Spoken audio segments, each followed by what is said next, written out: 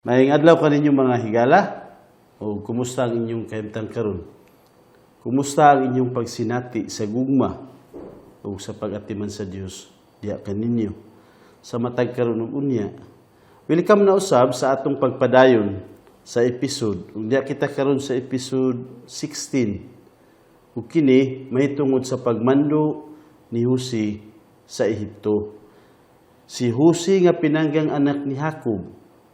Apan sama sa atong naandan, atong preskuhon ang mga nilabay nga mga episode, pinaagi sa balikon para maayong pagkasumpay ang sunod nga episode nga atong gahisgutan karon. Di ba, sa miaging episode atong nahimbawan, ang mahitungod sa 12 ka mga anak nga lalaki ni Jacob, o kining pamilya ni Jacob nahimong nasud sa mga Israelita, nga ganganlan usab og Hebreo o mga Hudiyo. Sa ato pa mo'y kasagara ga itawag sa ila, Israelita, buot pasabot, kaliwat ni Israel. Naapod ang Hudiyo ug naapod ang mga Hebreo. Ug dugang pa, nahimbawan usab nato nga gipili sa Dios ang mga Hudiyo aron gikan niini nga pamilya mutungha ang manluluwas nga dugay na niyang gisaad. Busa, espesyal kaayo sila nga katawhan, kini ang pamilya ni Jacob. Nahimbawan usab nato nga diha sa pulong sa Dios naay duha ka klase nga mga tawo nga gahisgutaan, nga mao ang mga Hudiyo ug ang mga Hintil. Mga Hudiyo ug mga Hintil. Dili gid nato limtan mga higala nga ang mga Hudiyo mao ang pamilya ni Jacob ug ang mga Hintil mao ang dili pamilya ni Jacob.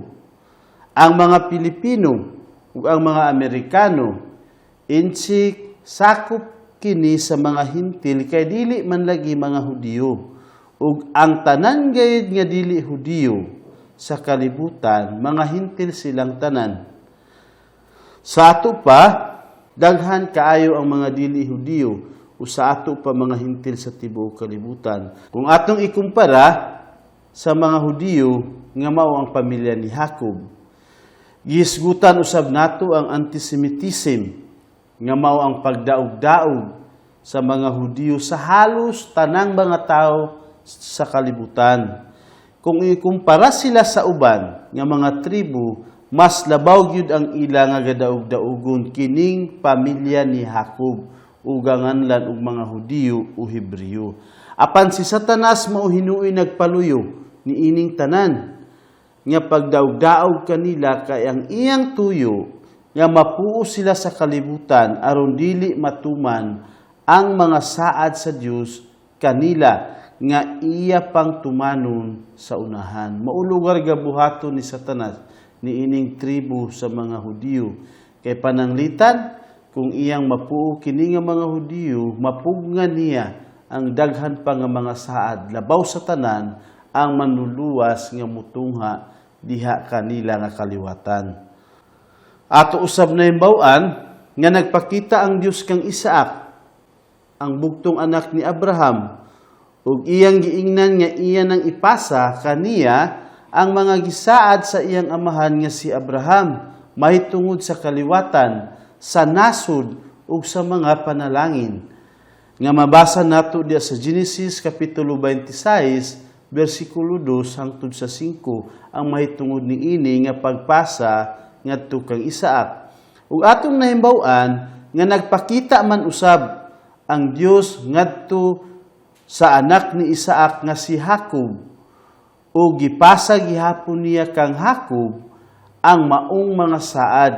Ug atong nahimbawan nga nakakita si Jacob ug hagdan diha sa iyang damgo nga hulagway ni Hesus, nga mao ang atong gihisgutan sa miagi nga episode nga atong nabasa diha sa Genesis kapitulo 35 9 hangtod sa 13. Sa ato pa ang saad gikan kang Abraham nakapasa kang Isaac ug dayon nakapasa kang Jacob.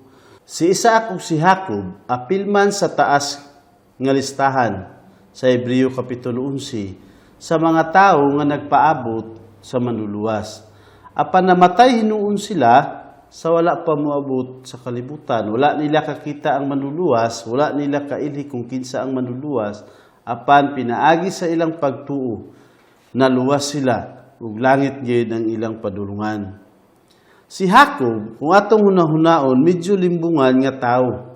Apan gusto kaayo niya ang pagsunod sa Dios ug pangita sa panalangin nga gikan sa Dios.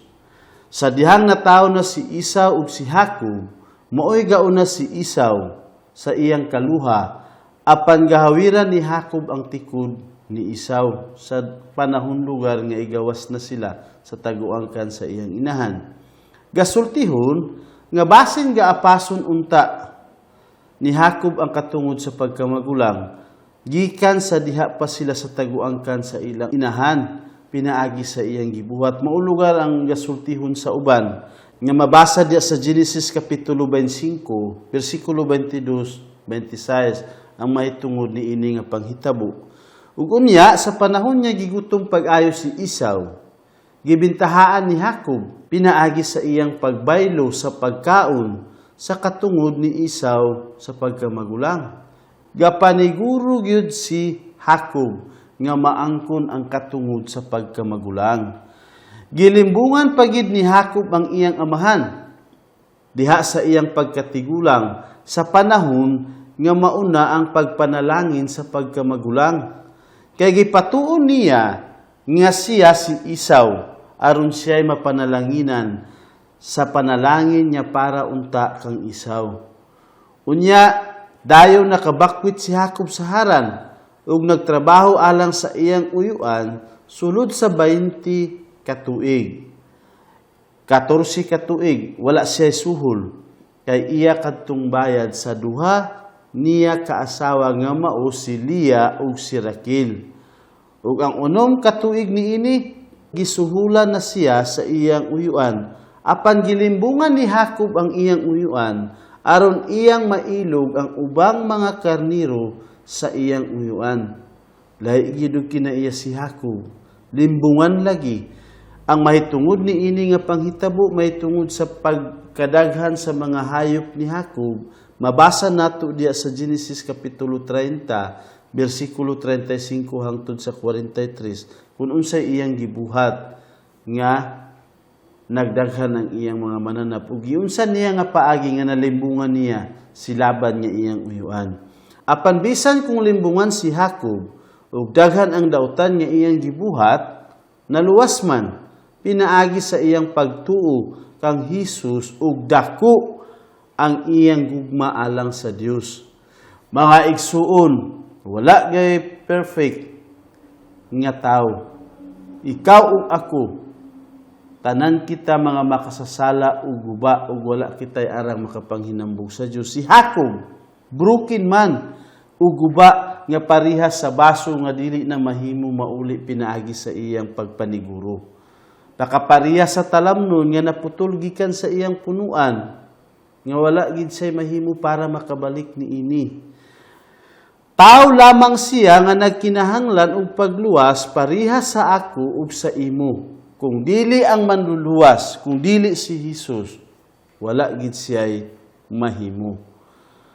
Paglabay sa daghang katuigan, mipahawa si Jacob sa Haran, ug miuli sa Kanaan uban sa iyang pamilya, ug naay gabii adto, nga diha sa ilang lakaw, mipakita kaniya ang Dios ug nakigdumog si Jacob sa Dios tibuok nga gabii, ug wala gayud niya buhii, hangtod nga gipanalanginan siya sa Dios. Gikan adto nga nahitabo, gakiang-giang si Jacob kay giigo sa Dios ang lutahan sa iyang dapi-dapi ug iyang gilisa. Busa hangtod gani karon ni adlaw, dili mukaon ang mga Israelita sa ato pa ang iyang mga kaliwatan sa unod sa lutahan sa dapi-dapi kay mao kadto nga bahin ang gilisa sa Dios. Handumanan nila kini sa gibuhat sa Dios sa ilang apuhan nga si Jacob.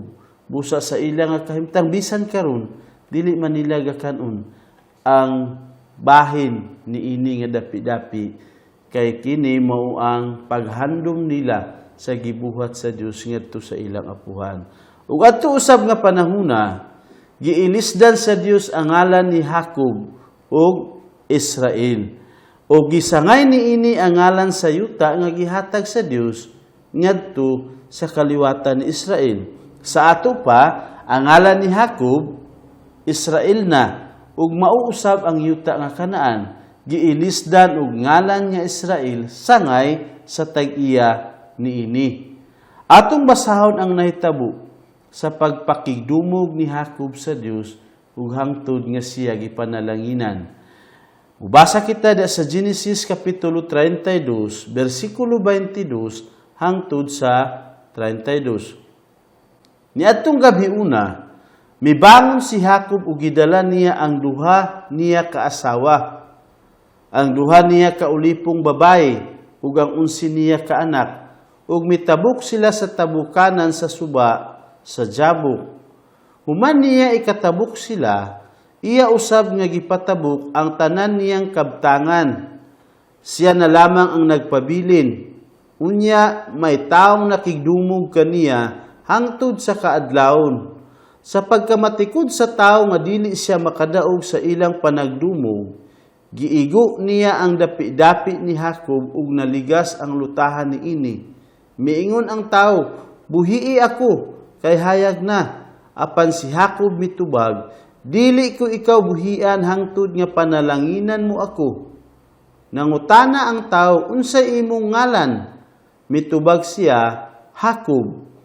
Ang tao miingon, "Dili na Jacob ang imong ngalan, kundili Israel, kay nakigdumog ka sa Dios ug sa mga tao ug midaog ka." Si Jacob miingon, "Tug-ani lagi ako sa imong ngalan." Apan mitubag ang tao, "Nganong nangutana ka man sa akong ngalan?" Unya gipanalanginan niya si Jacob. Miingon si Jacob, "Nakakita na gayud ako sa naong sa Dios ug buhi gihapon ako." Busa ginganlan niya Pinel ang maong dapit. Misubang na ang adlaw sa pagbiya ni Jacob sa Pinel ug nagkiang siya tungod sa nalisa niyang dapi-dapi. Busa hangtod karon ang mga kaliwat ni Israel dili mukaon sa unod sa dapi-dapi sa mananap kay diha mang bahina sa lawas na igo si Jacob. Maulugar kini nga bersikulo ang pagpamatuod ng iyang mga kaliwatan dili mukaon sa moong bahin. Ug dinisan niya panahuna mao ang pagpanalangin sa Dios ngadto kaniya. Atong ipadayon ang pagbasa sa usa pa nga gibuhat ni Jacob sa tigulang na siya ug hapit na gani siya mamatay. Diya sa Hebreo kapitulo 11 bersikulo 21. Tungod sa pagtuo, gipanalanginan ni Jacob ang duha ka anak ni Jose sa wala pa siya mamatay. Miakbo siya sa iyang sungkod ug misimba sa Dios. Sa ato pagikan sa ayha pagipanganak si Jacob hantod sa iyang kamatayon, gapanganduyaon niya ang Dios. Mao'y iyang hunahuna ug kasing-kasing ang pagsugot ug ang pagtumana kung unsa ang gusto sa Dios. Bisan pa man kung iyang kinaiya limbungan nga atong gipangisgutan ganina, apan ang iyang kasing-kasing para ragayd sa Dios. Sa dihang kalamatyo na gani, iyang gihimaya ang Dios. Limbungan si Jacob ug nakaako gani sa pagpakigdumog sa Dios, apan gihigugma niya pag-ayo ang Dios ug gihigugma usab pag-ayo sa Dios ug giluwas ni Hesus nga maoy iyang gapaubuton nga maura ang iyang paglaom nga makabayad sa tanan niyang mga sala. Ug nakaabot si Jacob sa Kanaan, kauban sa iyang mga asawa ug sa iyang mga anak. Ug didto na sila mipuyo. Ug si Jose maoy pinakapinangga nga anak ni Jacob. Kay mauman ang kamagulangan nilang anak ni Raquel nga mauusab ang pinangga niyang asawa. Basahon sa nato ang mahitungod kang Jose ug sa iyang kaagi. Diya sa Genesis kapitulo 37 bersikulo 2 hangtod sa 36. Mao kini ang sugilanon sa banay ni Jacob. Si Jose nga niining higayuna nagpanuigunag 17. Nagatiman sa mga kahayupan uban sa iyang mga igsuong lalaki nga mga anak ni Bilha ug ni Zilpa nga mga asawa sa iyang amahan. Usa ka adlaw ni ana, gitaho ni Jose kang Jacob nga iyang amahan nga may daotang buhat ang iyang mga igsuon. Gipangga ni Jacob si Jose labaw sa tanan niyang mga anak, kay natawo man si Jose sa tigulang na si Jacob.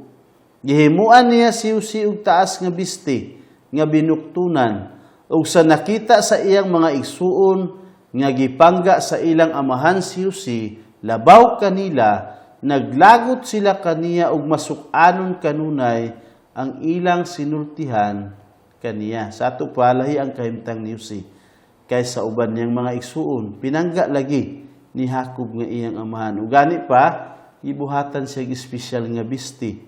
Usa ni ana kahigayon, nagdamgo si Jose ug gisugilon niya kini sa iyang mga igsuon, ug misamot ang ilang kalagot kaniya.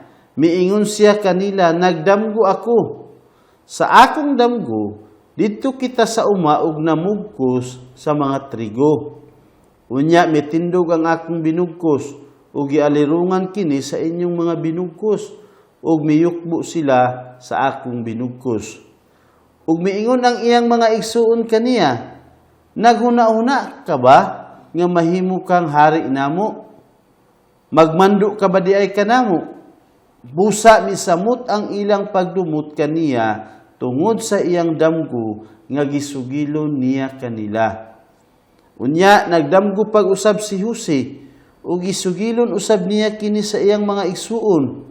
Miingon siya, nagdamgo na usab ako. Sa maong damgo nakita ko ang adlaw, ang bulan ug 11 ka bituon nga miyukbo kanako. Sa pagsugilon niya niini sa iyang amahan, gikasab-an siya sa iyang amahan nga nag-ingon, unsa ba kanang damguha? Buot ba nimong ipasabot nga ako lakip ang imong inahan ug mga igsuon muduol ug muyukbo kanimo? Gikasinahan si Jose sa iyang mga igsuon apan gihinuktukan kining butanga sa iyang amahan. Usa ka adlaw ni ana, miadto sa Sikim ang mga igsuon ni Jose aron pagpasibsib sa kahayupan sa ilang amahan. Miingon si Jacob kang Jose, tua sa Sikim ang imong mga igsuon aron pagpasibsib sa atong kahayupan.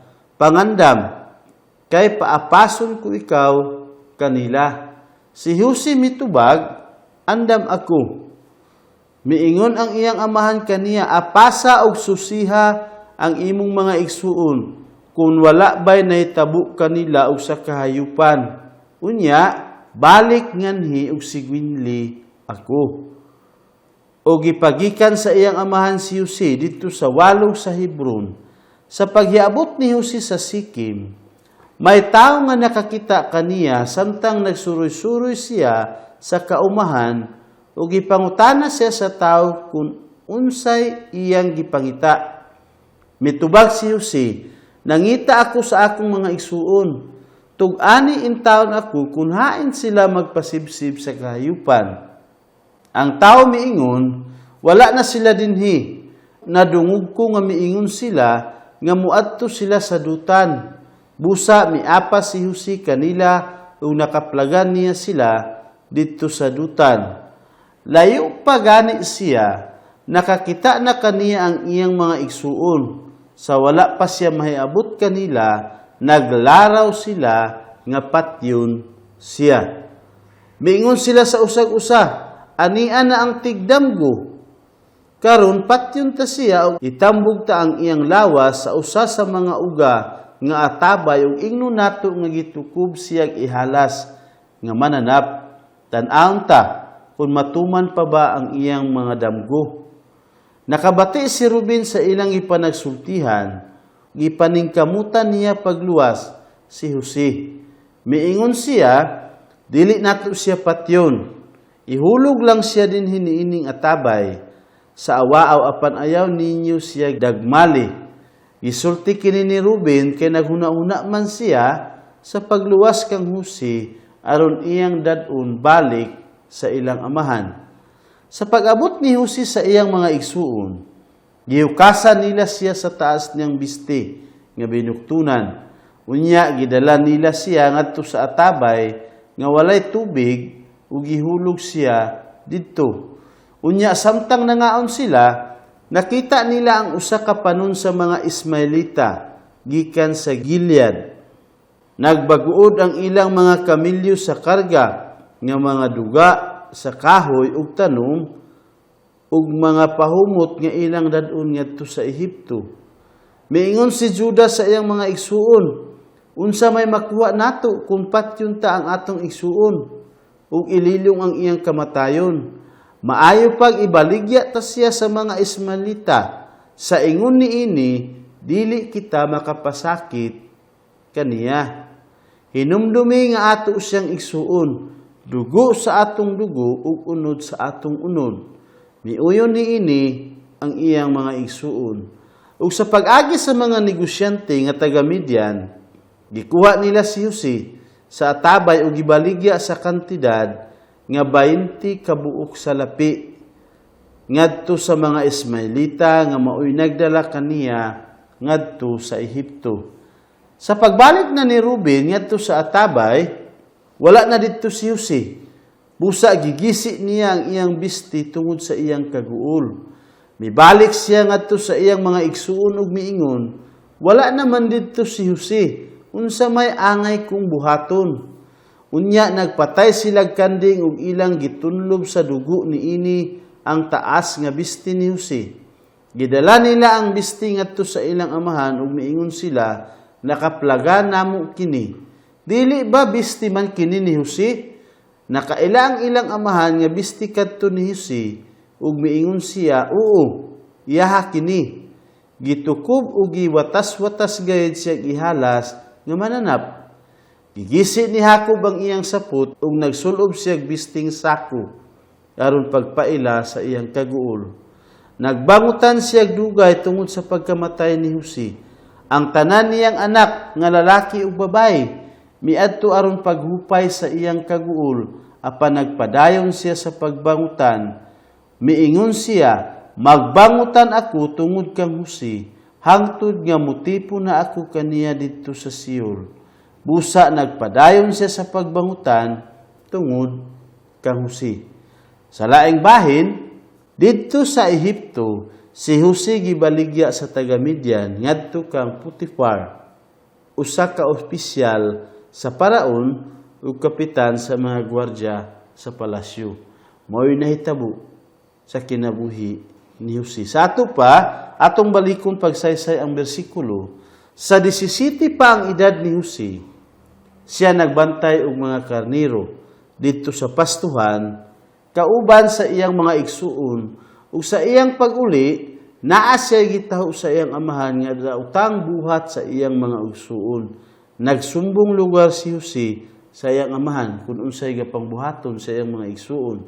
Dugang pa niini, gihimuan pa ni Israel si Jose og espesyal nga bisti ug nakita sa iyang mga igsuon nga gipalabi si Jose busa ilang gidungtan.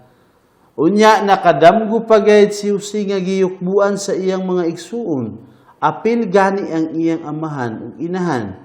Ug sa iyang pagsulti niini kanila, nasinahan pagsamot pag-ayo sa iyang mga igsuon. Sige ga kadugangan ang ilang kasina ug pagdumot kang Jose, pinaagi sa iyang gaipang sulti.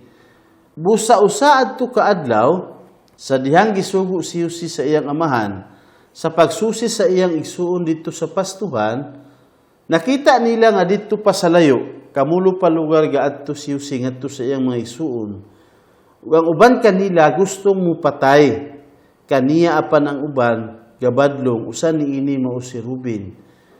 Busa gihulog na lang nila sa bangag ug unya ilang gibaligya ngadto sa mga negosyante nga gapaingon sa Ehipto nga nakaagi kanila. Busa nadala si Jose dito sa Ehipto ug gibaligya ngadto kang Potifar nga kumandir sa mga sundalo sa paraon. Ang paraon maoy gay tawag sa mga Ehiptohanon sa ilang hari. Kung atong madunggan o kung atong mabasa, ang ngalan niya paraon, but pasabot, maoy hari sa Ehipto.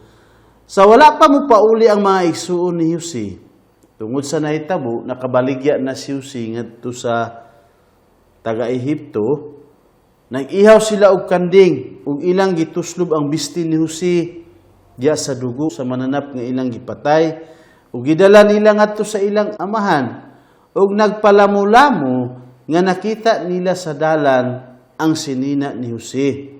Busa nakatuo si Israel nga gikaon si Jose sa bangis nga mananap nga sama sa leon o uso bakaha. Mao gi iyang pagtuo tungod ni ini nga sinina nga iyang nakita.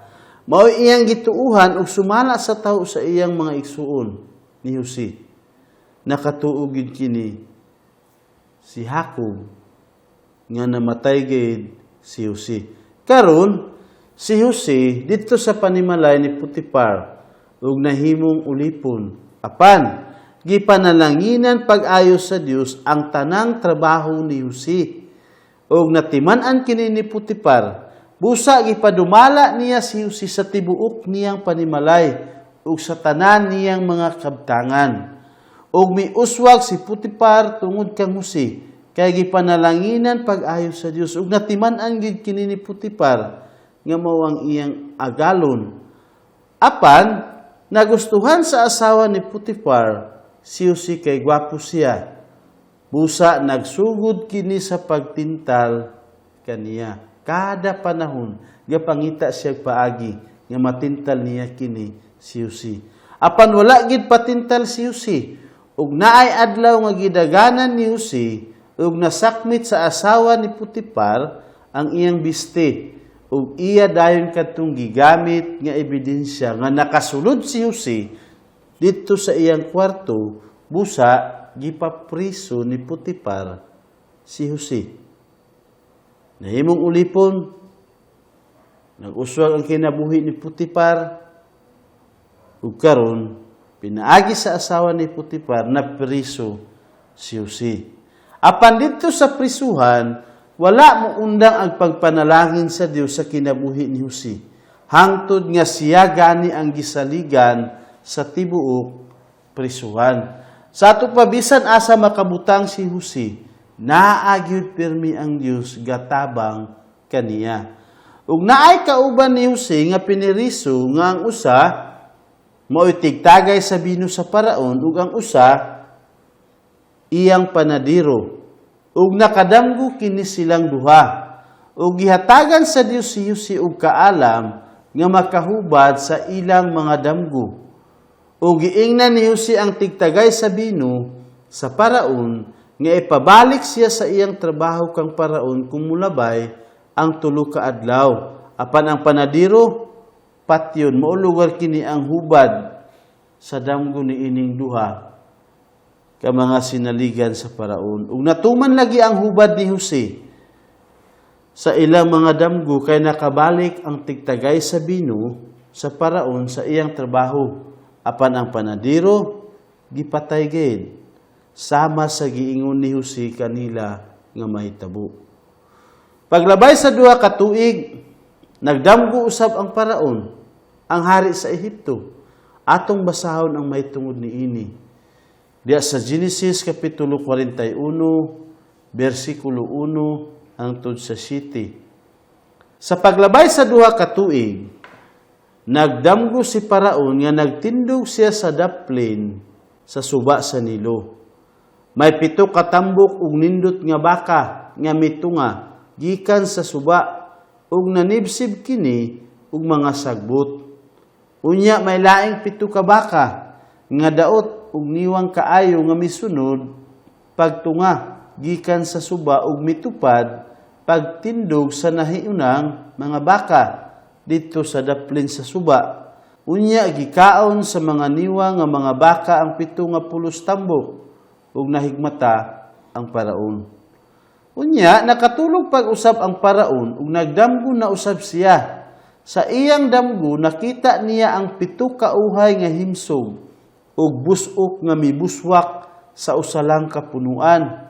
Unya mitungha ang laing 7 kadaot nga mga uhay nga nanguyos tungod sa init nga hangin sa desierto gikan sa silangan ug gilamoy nila ang 7 ka uhay nga himsog ug busok. Unya nahigmata si Paraon ug nasayra niya nga damgo lang di ay kadto. Sa ato pa mao kini ang damgo sa Paraon ug nakahasol kini pag-ayo sa iya.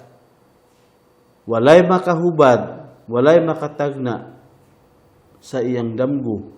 Busa iyang gipatawag ang tanang mga maalamong tao sa Ehipto ug ang tanang mga gasalamangka apan bisan isa kanila o bisan kinsa walay nakahubad sa iyang nadamgo.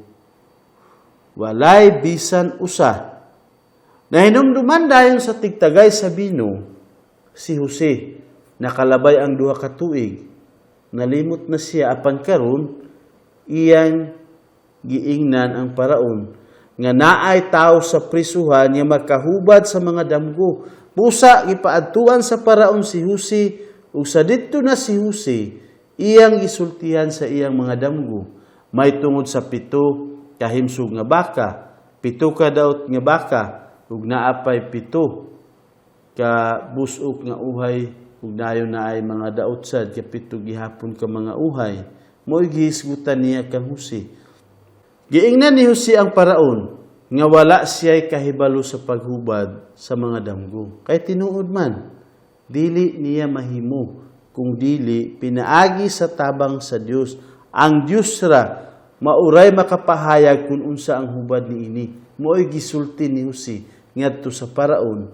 O gipahayagan lagi sa Dios si Jose kung unsa ang hubad sa damgo sa Paraon o gisulti kini ni Jose kang Paraon.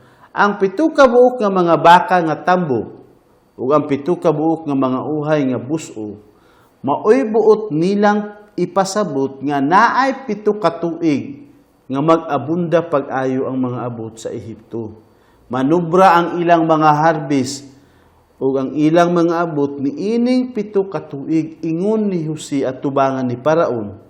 Unya, ang 7 ka buok nga mga baka nga daot ug mga niwang nga mikaon sa 7 ka buok nga mga baka nga tambok ug ang 7 ka buok nga mga uhay nga gagmay nga mikaon sa 7 ka buok nga mga uhay nga buso maoy buot nilang ipasabot nga naay musunod niini nga 7 ka tuig nga dakong gutom diha sa tibuok kalibutan. Sa ato pa, human sa 7 ka tuig nga abunda, mubalos ang laing 7 ka tuig nga tinggutom ug wala gayud sila'y maharbis gikan sa ilang mga abot. Maoy hubad ni Jose sa damgo sa Paraon. Pagkahuman sa paghubad ni Jose sa damgo sa Paraon, gisultihan pa niya si Paraon nga sulod sa 7 ka tuig nga abunda ang abot, udagan silang maharbis, kinahanglan niya iyang ipahipos ang 5 ka bahin sa tanang mga abot sa Ehipto. Aron naay makaon kung moabot na ang gutom. Nalipay pag-ayo si Paraon sa mga gisulti ni Jose. Ngadto kaniya og iyang giingnan ang iyang mga opisyal nga wala gay nahisama kang Jose nga puno sa Espiritu sa Dios ug puno sa kaalam. Gikan sa Dios ang tanan nga iyang gipanulti ngadto sa Paraon. Busa gipamando sa Paraon si Jose sa tibuok Ehipto. Apil gani ang kaugalingon nga panimalay ni Paraon. Ang tanang mga tao sa Ehipto na ilalom sa pagmando ni Jose ug kinahanglan nga mutuo gayud sila kaniya. Nahimo si Jose nga kinatasan sa Ehipto gawas lang sa Paraon. Naalugar katungod si Jose nga dako. Ang iyang labaw maura ang Paraon pero gawas sa tanan siya mo'y kinalabuan. Nahimong gobernador sa Ehipto. Kung atong hinumduman ang kinabuhi ni Jose, gibaligya dayon nahimong ulipon sa Ehipto. Karon nahimong labaw og tigmando sa Ehipto, pinaagi sa pagpanalangin sa Dios kaniya. Atong basahon ang mahitungod ni ini nga katungod nga gihatag sa Dios kang Husi. Diya sa Genesis Kapitulo 41, versikulo 41 hangtod sa 43. Ug ang paraon miingon kang Husi, tan-awa, gipahiluna ko ikaw, ibabaw sa tibuok nga yuta sa Ehipto. Unya, gikuha sa paraon ang singsing nga silyo gikan sa iyang kamot, o gisulob kini sa kamot ni Husi. O gibistihan siya sa mga panapton nga pinong lino, o gibutangan siya og usa ka kwintas nga bulawan sa iyang liog. O gipasakay siya sa ikaduha nga karwahe sa hari, ug sila naninggit sa atubangan niya, pangluhod kamo, o gipahiluna siya, ibabaw sa tibuok nga yuta sa Ehipto. Ug unya, natuman lagi ang gipropesiya sa Dios pinaagi kang Husi. Kay miabot gayud ang 7 ka tuig sa pagkaabunda. Ug sulod niya atong 7 ka tuig sa pagkaabunda, nakahipo si Husi og trigo nga sama kadaghan sa balas sa dagat. Dili nila maihap. Nakaundang na gani sila sa pagtakos ug pagkwinta niini tungod sa kadaghan kay dili na nila matakos. Sobra nga harvest ang ipanalangin sa Dios kanila sulod sa 7 ka tuig nga abunda. Apan pagkahuman atong 7 ka tuig sa pagkaabunda, miabot dayon ang 7 ka tuig nga gutom nga tukma gayud sa gipadamgo sa Dios kang paraon. Ug nahutdan sa pagkaon ang tibuok kalibutan. Wala sila'y pagkaon gawas lamang sa Ehipto. Atong basahon ang may tungod niini. Diya sa Genesis Kapitulo 41, versikulo 55 hangtod sa 57. Ug sa diha nga ang gutom gibati sa tibuok yuta sa Ehipto, ang katawhan mituaw ngadto sa paraon alang sa pagkaon. Ug ang paraon miingon ngadto sa tanan nga mga Ehiptohanon, pangadto kamo kang Husi, ug buhatan ninyo ang iyang isulti kaninyo. Ug sa diha nga ang gutom milukop na sa tibok nga yuta, gibuksan ni Husi ang tanan niya kamalig, ug gibaligyaan niya ang mga Ehiptohanon, kay dako kaayo ang gutom sa yuta sa Ehipto. Ug ang tibuok kalibutan miadto sa Ehipto aron sa pagpamalit og trigo gikan kang Husi, kay sa tibuok nga kalibutan milukop na ang gutom. Sa ato pa, dili mabuhi ang mga tao kung dili sila mudangop kang Husi. Kung dili sila muadto kang Husi, dili sila mabuhi. Bisan kung igo ra moagi si Husi nga gasakay sa iyang karwahe, galudhan siya sa tanang mga tao. Si Husi mo'y ilang paglaom, si Husi mo'y ilang madangpan niadto nga panahona sa tinggutom. Mao kini ang nahitabo sa kinabuhi ni Husi. Sunod nga episode atong sayron kung unsa ang uban pang nahitabo kaniya kang Husi ug sa iyang pamilya.